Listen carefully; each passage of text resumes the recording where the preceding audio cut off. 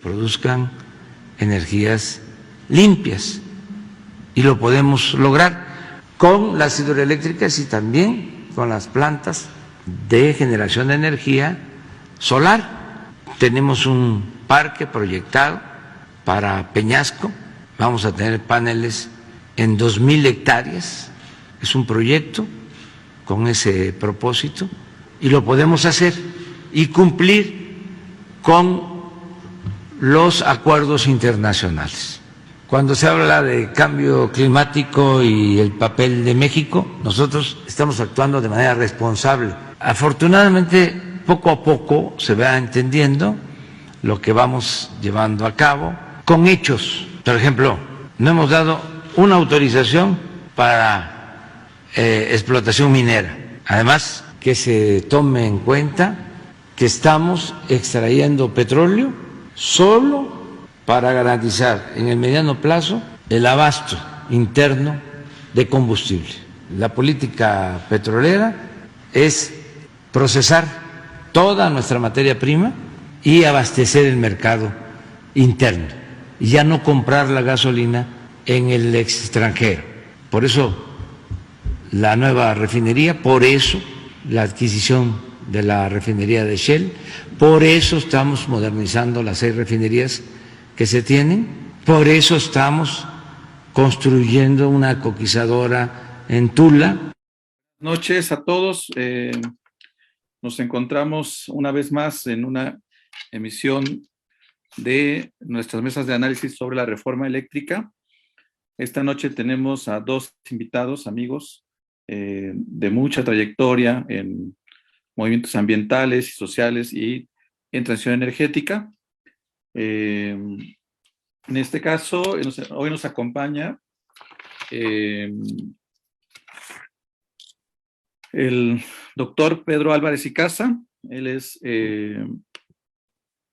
agrónomo,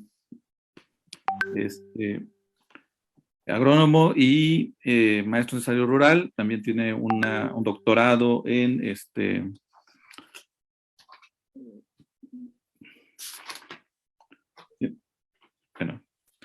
y es consultor, es experto en política ambiental, especialista en gestión y manejo de recursos, con una amplia trayectoria en la CONABIO, muy reconocido por todos nosotros en varios ámbitos del país, sobre todo relacionados con la política pública desde la CONABIO. También nos acompaña el compañero Luis Abelardo González Quijano, ex jefe de la Unidad de Energías Renovables, la Secretaría de Energía, coordinador del tema de energías renovables en la Secretaría de Medio Ambiente en la época del doctor Víctor Manuel Toledo, asesor y acompañante de organizaciones campesinas e indígenas que transitan a los temas de energía. En este caso apoyó durante varios años a la TOSEPAN en Puebla, creador de la empresa Solmex y ahora también de Sol y Litio de México, y creador del Centro de Innovación, Centro Industrial Sostenible en Energías Renovables en Río Blanco, Veracruz. Ambos expertos en el tema, ambos con mucha trayectoria, y hoy el tema que nos trae aquí es, al igual que la semana pasada, la reforma eléctrica, en especial lo referente a la transición energética, que es una parte de la iniciativa que envía el presidente Andrés Manuel el día 1 de octubre del año pasado. Y en ese sentido, la intención de este día es discutir de qué se habla cuando hablamos de transición energética, qué es lo que ocupa la ley en este sentido, más bien esta iniciativa, y cómo será el impacto que se esperaría de la reforma en temas de transición energética. Vale mencionar que en este proceso de la última reforma del 2013, veníamos revisando la semana pasada, que hay una serie de condiciones que se le dieron a la industria privada en temas de energías alternas o limpias y que hoy pues, también aparecen en la iniciativa, en esta iniciativa del Ejecutivo Federal, y que es muy importante enfatizar, desdoblar, entender de qué estamos hablando de esta transición energética. Bueno, me gustaría en ese sentido, pues, yo creo que iniciaríamos con Abelardo. Adelante, Abelardo, te cedo el micrófono para que podamos empezar. Y gracias, Mayolo, y gracias, amigos, y muchas gracias por la invitación. Primero que nada, pues entrando directo al tema, decir que el presidente tiene mucha razón cuando habla que el principal sentido de esta reforma es poner orden, ¿sí?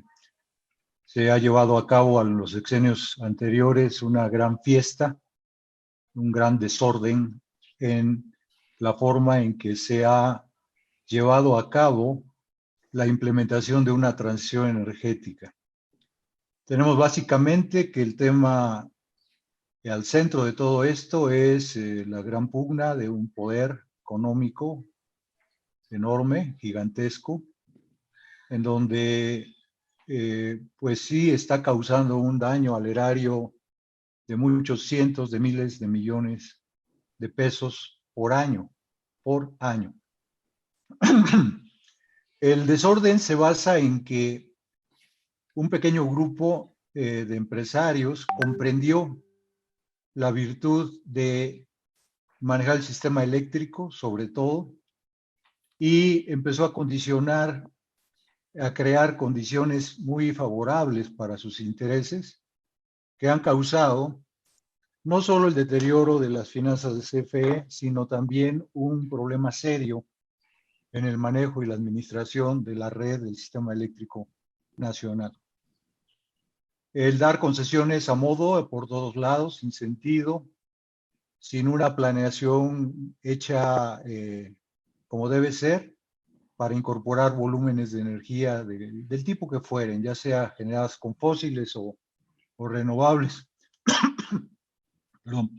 Sin duda fue la base de este desorden porque ahora está muy confundido el tema de que el problema es un tema de no permitir que las energías renovables crezcan en el país.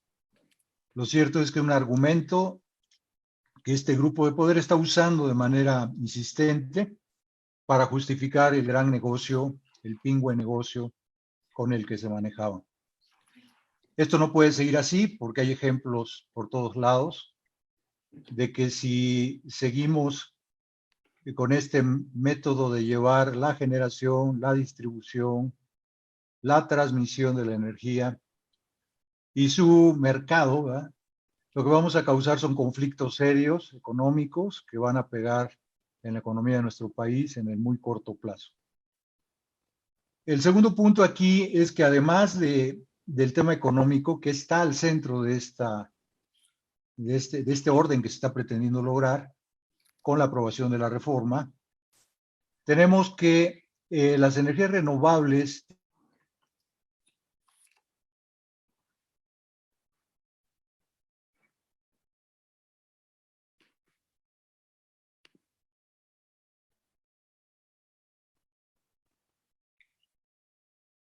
aquellos que dicen que se puede estar de la noche a la mañana con energías limpias, pues no toman en cuenta que es una transición que representa una revolución tecnológica, una revolución de infraestructura, una revolución de puestos de trabajo, para lo cual México se tiene que preparar.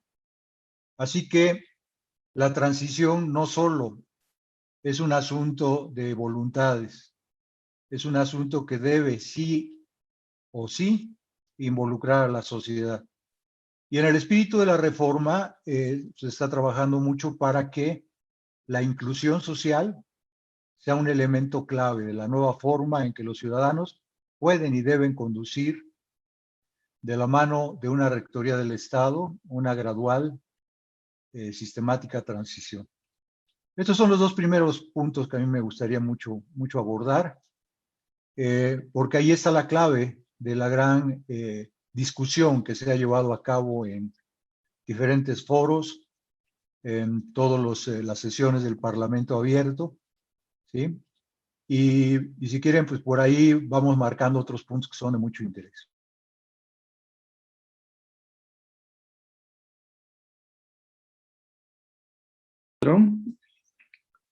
Creo que se cayó su... Bueno.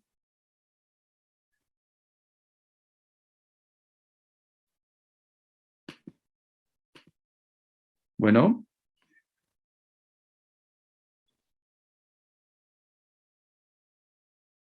Se fueron la señal de Luis y también la...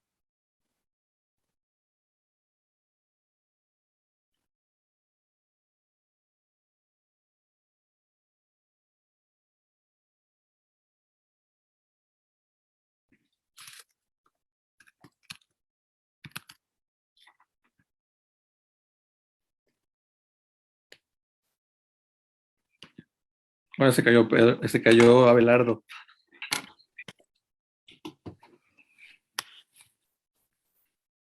Aquí estoy. Ahora Perdimos a... perdimos a Abelardo por un momento. Bueno, vamos redondeando. Abelardo tocó el punto básicamente sobre el tema del conflicto que existe con la transición energética anterior y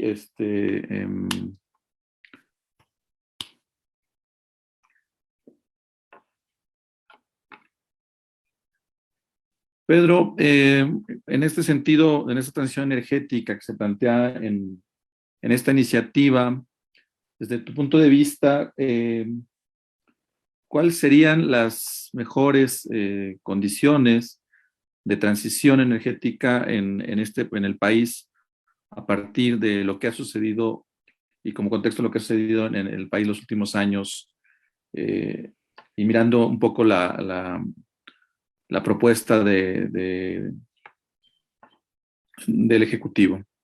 Si ya regresó Luis, no sé si quieres que continúe o quieres que yo tome la palabra. Me dio la impresión de que se cortó mi intervención. Es correcto. Pero casi al final de mi exposición eran básicamente, si eres tan amable, por favor, Pedro. Adelante. Ok, muchas gracias, Luis. Ahorita retomamos. Yo quisiera decir algo que a lo mejor a algunas personas no les gusta, pero lo tengo que decir. La transición energética, y como acaba de decir Mayolo muy claramente al principio de esta intervención, en la reforma eléctrica, que es parte de la transición energética, es una parte del Fondo Ejecutivo, creo que las razones centrales Luis las ha explicado con mucho mayor claridad que yo. Pero cuando digo de que quiero ser enfático, es que la transición tiene un costo. México tiene que usar sus energías, las energías convencionales, para hacer una buena transición. En los gobiernos anteriores, los gobiernos neoliberales, querían hipotecar el futuro del país.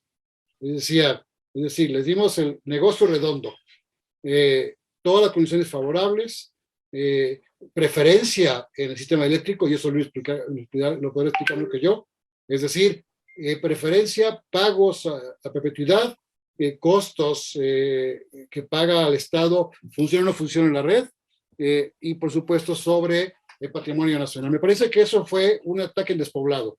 Eso me parece es una traición a la nación, para decirlo menos, y me parece que habíamos hecho millonarias a muchas empresas extranjeras y algunas mexicanas asociadas, y por eso el enojo de los empresarios y por supuesto de los europeos y por supuesto de los españoles. Pues claro, se les cayó un negocio lonilo. O sea, no tiene nada de energías alternativas. Yo le llamo eso energía del despojo, y me parece que el Estado tenía que recuperar el control para hacer una verdadera transición energética. Como dijo Luis, con buenas palabras, había que poner orden en esa fiesta, ¿no? En esa fiesta donde se llevaron hasta los cables de la luz, ¿no? Imagínense que nos tomaron por asalto nuestra casa, hicieron un pachangón fantástico, una orgía fenomenal, una fiesta sin pastel, pues, y cuando se fueron, se llevaron todo, ¿no? Y ahora están enojados porque le estamos pidiendo cuentas y decir, oye, no va a ser otra fiesta ya, se acabó la historia, ¿no? Ahora vamos a retomar el control de una casa que, por cierto, no era casa nuestra, es casa de todos los mexicanos, y se la apropiaron. Entonces me parece que eso a los grandes capitales no les gusta escucharlo, y claro, se amparan, y con eso quiero enfatizar mi intervención, en este es un gobierno sucio, es un gobierno que no le importa el futuro de energía, que solo le importa las energías fósiles, ¿no? O sea, amparados en el discurso de las energías, voy a decir entre comillas, limpias, y es un saqueo a la nación, ¿no? Yo he escrito un poco sobre esto y ironizo sobre ello. Y permíteme poner ese ejemplo para explicar de forma didáctica lo que yo digo. Hay una crisis, y el COVID es un ejemplo perfecto. La gente no sale mucho, está en sus casas y busca cómo usar la energía de traspatio, me refiero a consumir en su casa, va por leña al monte, calienta sus alimentos como puede, no compra gas, y le toca la puerta a un señor y dice, oiga señor, vengo de una empresa española, si a las órdenes que se le ofrece, porque la gente es muy amable, ¿no? Y dice, oiga, pues vengo a decirle que tiene que renovar el contrato conmigo de la empresa de gas natural. Oiga, pues discúlpeme, pero yo estoy cocinando con leña. No, señor. Su municipio firmó un contrato con mi empresa y usted no tiene que comprar gas natural.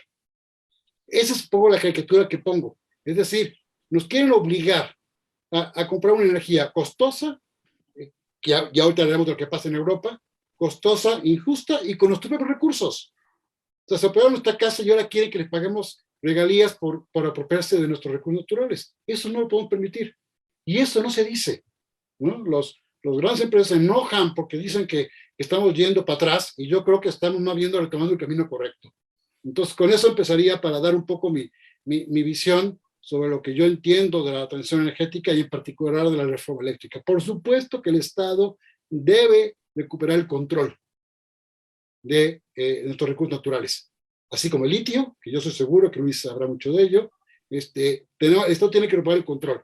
Si no, sencillamente nos están saqueando el país. Y ahí pongo muchos ejemplos que puede haber, como el tema del gas, de los oleoductos, los gasoductos, etcétera. Entonces me parece que la reforma eléctrica es fundamental para que la nación recobre el control de sus recursos naturales, como establece el artículo 27. Muchas gracias. Muchas gracias, Pedro. En este sentido, la propuesta del Ejecutivo establece algunas estrategias técnicas muy concretas en la transición eléctrica. No sé, Abelardo, si quisieras abondarnos un poco del tema de tanto, no solo en la reforma, sino la estrategia que está siguiendo el Ejecutivo para potenciar el tema de la transición energética, no solo a nivel legislativo, sino también con estrategias muy concretas. Adelante, Abelardo. Sí, bueno, en México la mezcla, digamos, de fuentes de energía está perfectamente definida.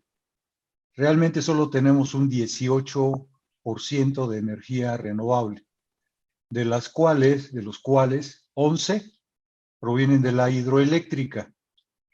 Quiere decir que tenemos un primer objetivo, o el gobierno tiene un primer objetivo, que significa aprovechar de la manera más eficiente la gran cantidad de presas, algunas de gran tamaño, otras que se están recuperando, que son de tamaño menor, porque sin duda esta energía es no solo limpia, sino bastante económica. Tienen lo que se llama un factor de servicio alto. Si bien es cierto, hay problemas de agua y la elección que hay que tener sobre la disponibilidad para los humanos, para las cuestiones de riego y para la generación, se puede trabajar muy bien, aprovechando y coordinando a los actores del gobierno para que la generación hidroeléctrica mejore.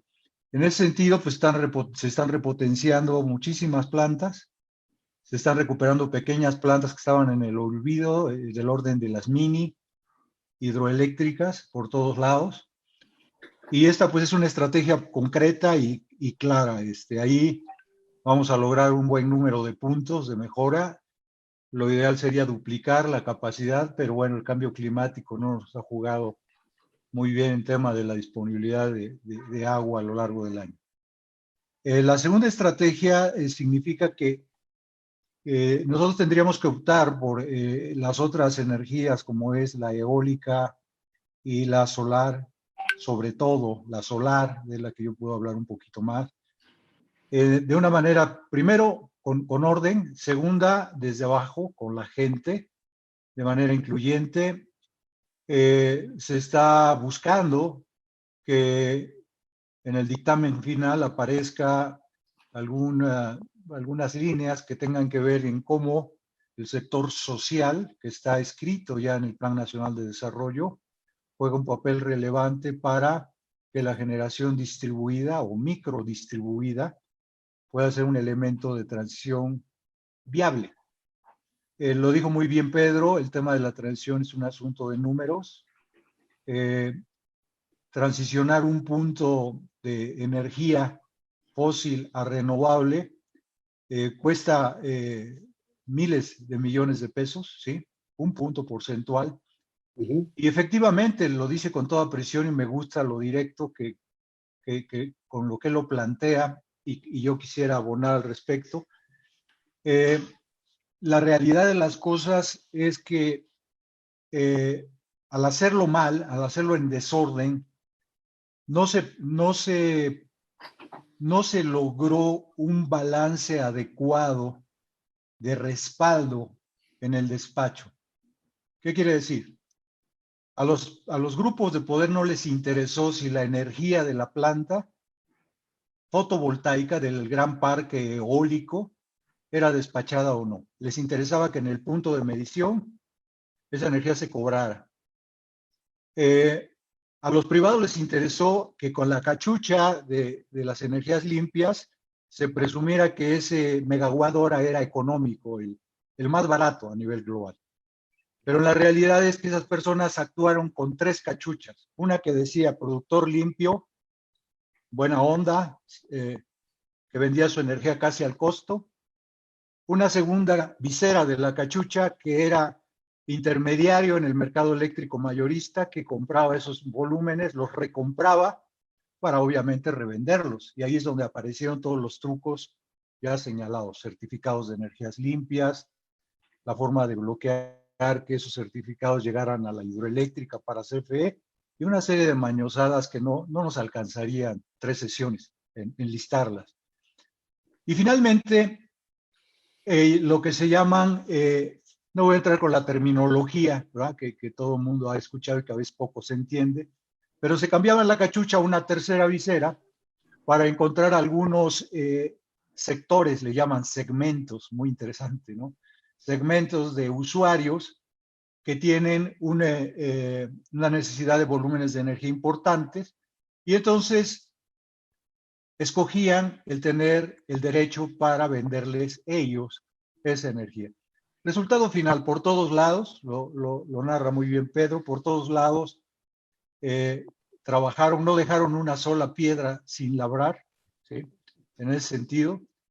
Y el resultado es un sistema eléctrico precario que ante eventualidades climáticas de ciertas semanas nos pone en un gran riesgo. Entonces, ¿cómo recomponerlo en una estrategia? Regresando a la pregunta, bueno, pues con un orden, pero también creando las bases, el conocimiento.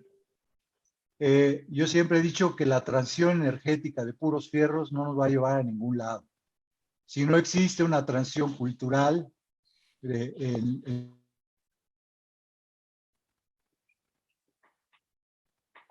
Cayó otra vez. Congeló Luis. Ujú. Sí. Voy a aprovechar Mayolo en lo que regresa Luis. ¿Te parece? Sí. Sí.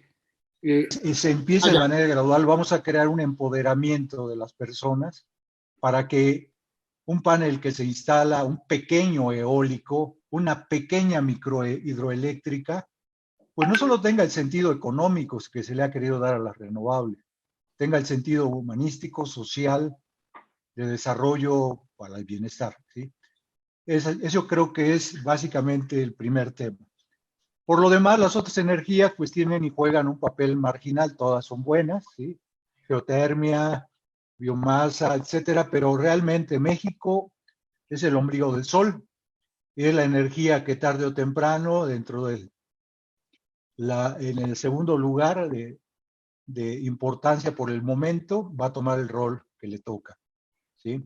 el momento en que el cambio climático ya no permita generar volúmenes apreciables de energía, la opción es solar. Ya lo decía nuestro querido amigo Víctor Toledo, la 4T y su futuro, la gran transformación, tendrá que ser solar o no será.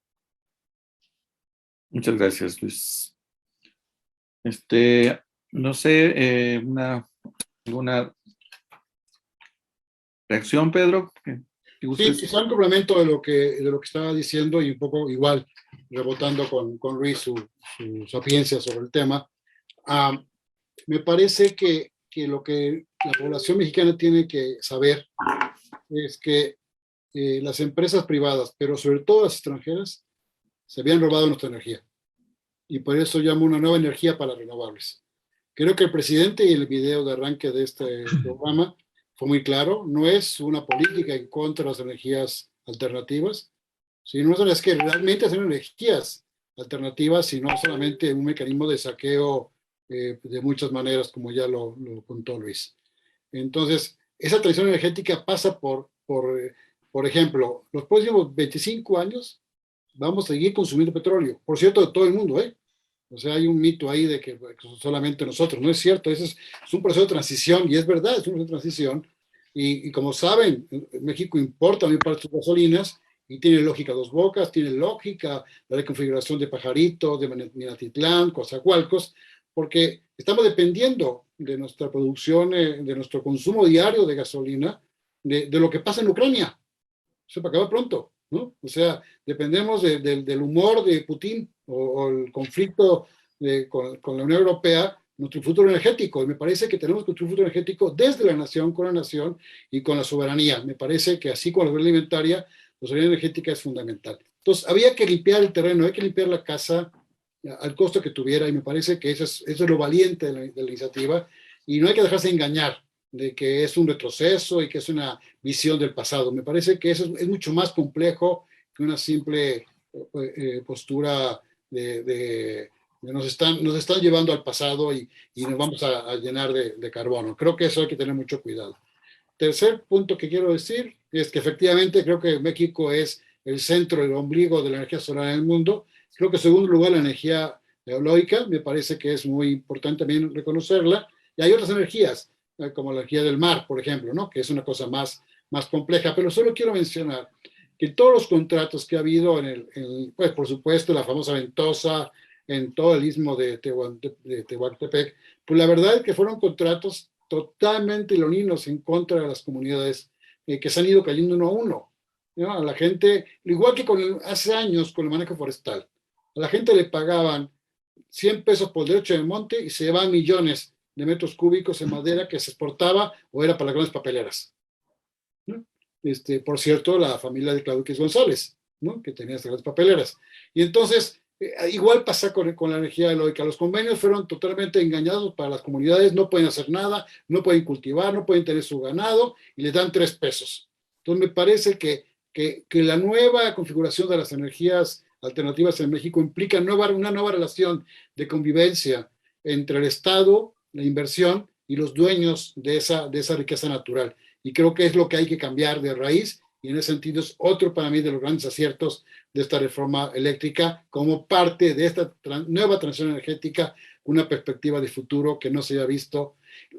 Termino. Lo que descubrimos es que era un desastre de robo a la nación y había que pararlo, como cerrar la llave del agua que está tirando afuera de nuestra casa. Yo creo que en ese sentido es una iniciativa valiente, hay que explicarle muy bien, y espero que el Congreso de la Unión le alcance a aprobarlo en los próximos periodos de sesiones.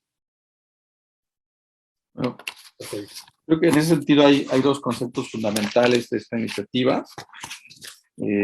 Cambia el de empresas productivas del Estado, porque una acusación de la derecha es que va a ser un monopolio, a un organismo del Estado que se encarga de la producción, conducción y transformación y distribución de la energía eléctrica. Y también es vital que el concepto de energía eléctrica pasa a ser un área estratégica del Estado, ¿no? Creo que ahí lo que has apuntado, Pedro, es por donde transita esta reforma, recuperando este concepto de soberanía sobre el recurso.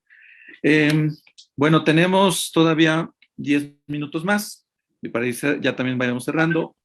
Luis, en tu experiencia esto es una pregunta con Jiribilla, en tu experiencia de trabajo durante estos años en el tema de electricidad, nos conocemos hace, creo que se congeló, hace años, ¿tú cómo ves el concepto de, en el Parlamento abierto se presentó proyectos de energía comunitaria de varias partes del país? Se nos congeló Pedro. Sí, no sé si lo haya, si lo está No, escuchando. no. Luis, ¿nos escuchas? Luis. Bueno, yo puedo contestar eso en lo que Luis Adelante. regresa. A mí me parece que esa es una de las cosas que hace falta. La participación directa de energías generadas a nivel local. La microenergía, el apoyo a la construcción de alternativas de energía. Tú sabes que la complicación es que la energía se considera dentro de la red nacional. Es decir, toda por nacional es completa. Yo creo que hay que atrevernos a buscar también energías digamos, de corto espacio, ¿no?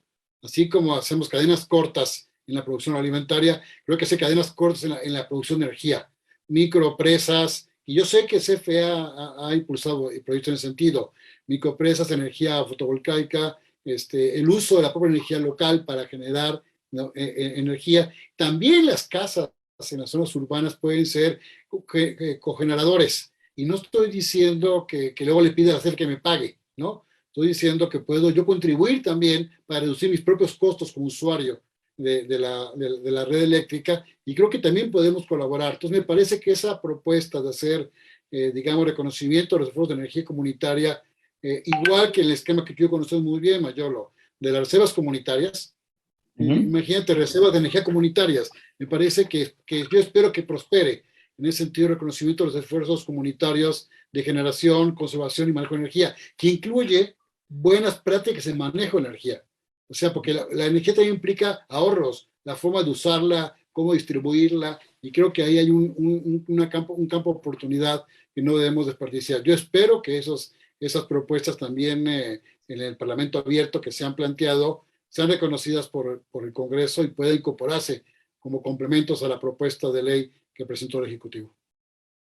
Sí, en ese sentido, Pueblos y Energía, que es un colectivo de varias organizaciones de Nayarit, Puebla, Michoacán, Yucatán y Oaxaca, han presentado la posibilidad de que en el porcentaje que se le está destinando a la producción por parte de la iniciativa privada se dé un trato privilegiado, tal cual, a pueblos indígenas, comunidades, en la transición energética, y sobre todo que haya justamente esto que comentas tú, circuitos cortos para autoabasto de las propias comunidades y obviamente respetando los derechos de los pueblos indígenas.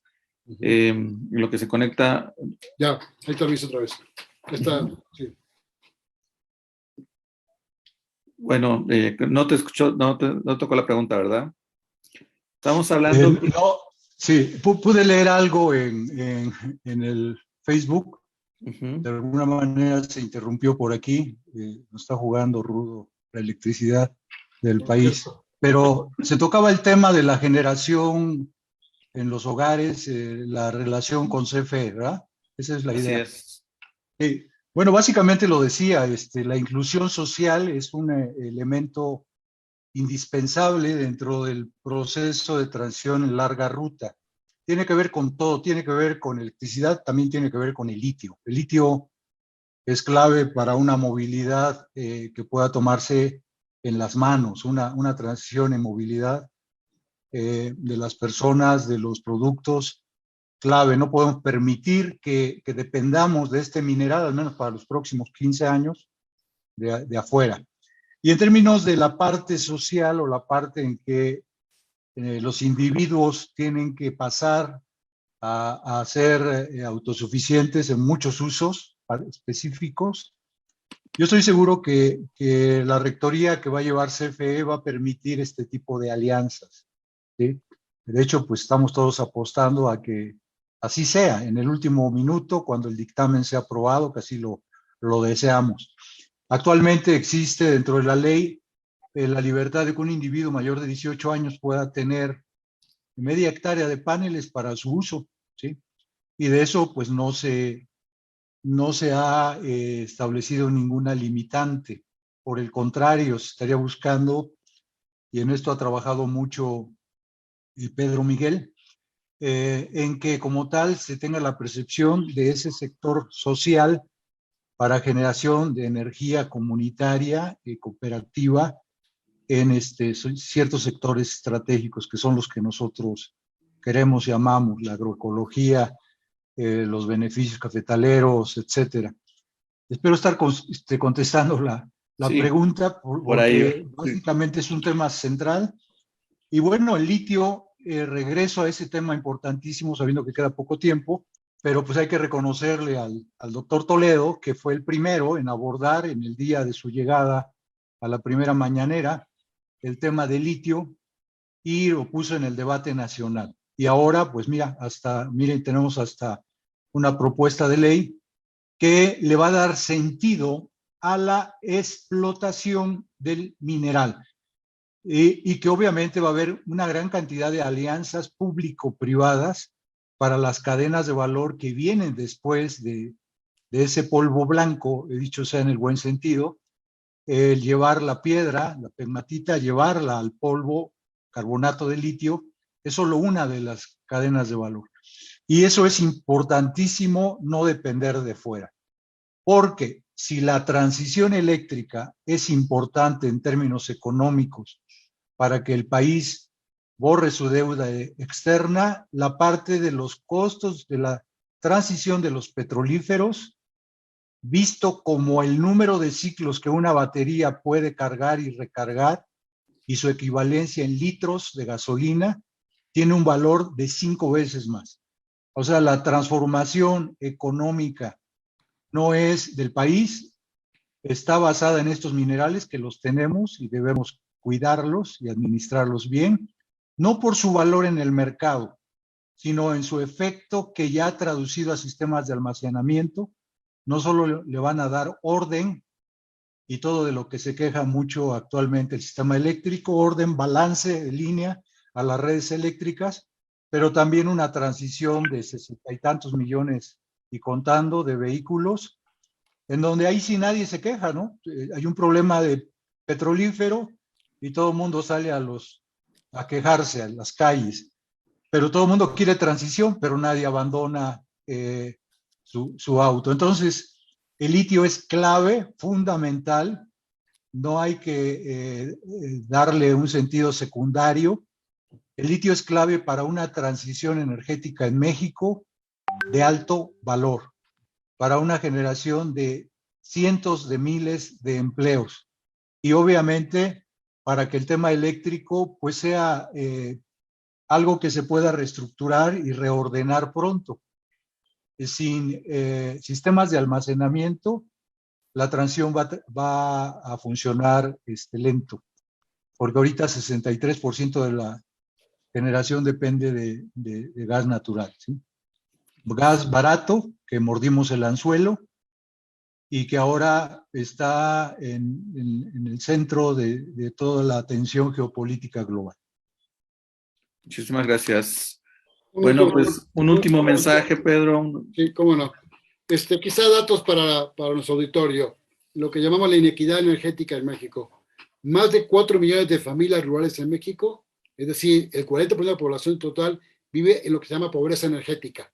La dificultad de acceder a una energía accesible y que sirva para no de un foco para toda la casa, sino la energía para poder vivir en forma justa. El 10% de los más ricos de este país consumen aproximadamente 20 veces más energía que el 10% de los más pobres. Es decir, hay una inequidad que hay que cambiar de raíz en este país. Ya lo dijo ahorita el doctor, es decir, cómo queremos la transición energética, pero no queremos abandonar nuestros vehículos de 8 cilindros, ¿no? O ver a partidos políticos que se mueven sus dirigentes en Homers, ¿no? Que gastan una energía brutal, ¿no? Entonces yo creo que faltan 3 cosas para mí fundamentales. Uno, las energías nuevas, alternativas, deben enfatizar proyectos transdisciplinarios que identifiquen, digamos, estos nexos entre sociedad, tecnología y ambiente.